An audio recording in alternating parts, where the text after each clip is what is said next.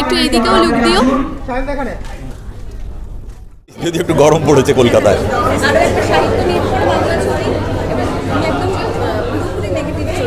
হ্যাঁ, খারাপ থেকে খারাপ হতো ভালো। হ্যাঁ, ভালোই লাগছে। আবার একটা সাহিত্য নির্ভর ছবি করলাম, ডাইরেক্টেড বা অনির্বাণ চক্রবর্তী, প্রডিউস বা ডক্টর প্রবীর ভৌমিক। আমি কোনোদিন জমিদারের চরিত্র অন স্ক্রিন কোনোদিন করিনি, এবং দুটো এজ প্লে করেছি, সেটা একটা ইন্টারেস্টিং ব্যাপার। আর তার আগে আমি গুটলি লাড্ডুতে ম্যাথরের চরিত্র করেছিলাম, এবং তারপরেই জমিদার। তো সেই জন্য বললাম করতে হবে দুটো অপোজিট ক্যারেক্টার, মানে এটা নিজের একটা আনন্দের জন্য। তো সেটা করলাম, বাকিটা দর্শকদের হাতে। আর সঙ্গীত পরিচালিকা হচ্ছেন মৌসুমী চ্যাটার্জি। ও অভাগী গানটা সারেগামার প্ল্যাটফর্মে রিলিজ হয়ে ভালো যাচ্ছে। আর একটা ও লজ্জাবতী, সেটাও ভালো যাচ্ছে। বাকি গানগুলো রিলিজ হবে, কালকে ছবি release. Excited as usual. Thank you.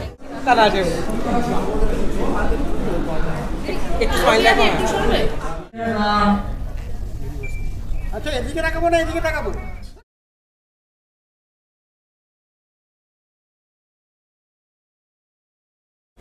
অভাগীর স্বর্গ আমরা মানে আমাদের ছোটোবেলা পাঠ্য ছিল, অবভিয়াসলি সেটার থেকে তো একটা ইন্টারেস্ট আছে। আর এছাড়া মিথিলা কলকাতা যে কয়েকটা কাজ করেছে প্রত্যেকটা আমি গিয়ে দেখেছি, এটাও দেখতে এসেছি, কারণ আমার মনে হয় মিথিলা খুব গুণী একজন অভিনেত্রী, এবং বাংলাদেশের বিপুল কাজের একটা সম্ভার আছে। এখানে ও অতটা কাজ করেনি, কিন্তু যতটুকু করেছে খুব সিলেক্টেড কাজ করেছে এবং ইন্টারেস্টিং কাজ করেছে। সো এটা দেখতে এসেছি, দেখা যাক কী কীরকম লাগে। সাহিত্য নির্ভর ছবি অবভিয়াসলি একটা, তো তার গল্পের গঠন তো খুব স্ট্রং হবেই, পারফরমেন্সেস, স্টোরি টেলিং এগুলো দেখি। ভীষণ ভালো লাগছে। আজকে মুক্তির দিন নয়, অ্যাকচুয়ালি আজকে প্রিমিয়ার হচ্ছে, প্রিমিয়ার শো আজকে। মুক্তি হচ্ছে 29শে মার্চ, মানে আগামীকাল এটা মুক্তি পাবে বিভিন্ন প্রেক্ষাগৃহে। সাহিত্য নির্ভর সমস্ত সিনেমাই আমার ভীষণ সাহিত্য নির্ভর বলেই মনে হয়।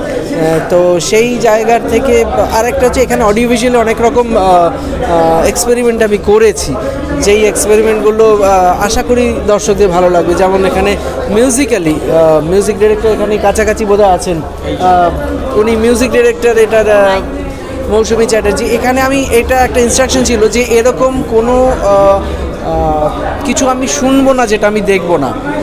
তো সেই জায়গার থেকে আশা করি জাস্টিস করেছে, এবং বাকিটা আপনারা বলতে পারবেন। গানগুলো সারেগামা থেকে রিলিজ হয়ে গেছে, সারেগামা বাংলার অফিসিয়াল ইউটিউব চ্যানেল থেকে।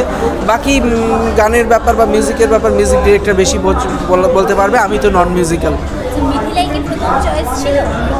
ফার্স্ট অ্যান্ড লাস্ট, কারণ এই ছবিটাতে আমার মিথিলাকেই আমার লেগেছিল ঠিকঠাক, তার কারণ ওর দুটো বয়স এখানে ওকে প্লে করতে হয়েছে, এবং তার সঙ্গে যেটা মেন ব্যাপার ছিল যে অভিনয় ক্ষমতাটা দারুণ হওয়ার দরকার ছিল।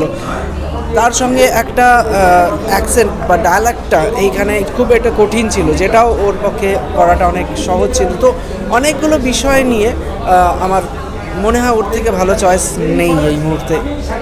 চ্যালেঞ্জিং ছিল এটা, কারণ শরৎচন্দ্রের অভাগীর স্বর্গ আমরা সবাই পড়েছি, গ্রাম বাংলার পটভূমিকা, প্লাস হচ্ছে আমরা এই ছবিটাকে অত পুরনো না এনে 70-এর দশকে আনা হয়েছে। তো আমাকে ডিরেক্টর বলেছিলেন যে একটা রেট্রো ফিল রাখতে হবে মিউজিকে, আবার গ্রামের যে একটা এসেন্স সেটা থাকতে হবে। আর যেটা ভীষণভাবে বলে দেওয়া ছিল যে এখানে আমরা যে কোনো রকম ইনস্ট্রুমেন্ট যেটা ব্যবহার করব সেটা যেন পর্দাতে দেখা যায়। তো সেইভাবে করতে গেলে একটা মিউজিক্যাল এক্সপেরিমেন্ট বলা যেতে পারে। আমরা প্রচুর খেটে করেছি গানগুলো, সারেগামা নিয়েছে, সারেগামা বাংলার অফিসিয়াল ইউটিউব চ্যানেলে।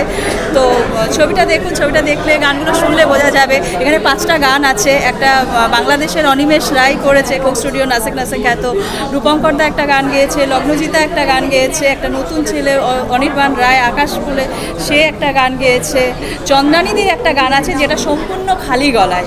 তো দেখা যাক এখন কেমন হয়েছে, সেটা সবাই বলতে পারবে, দর্শক শ্রোতারা।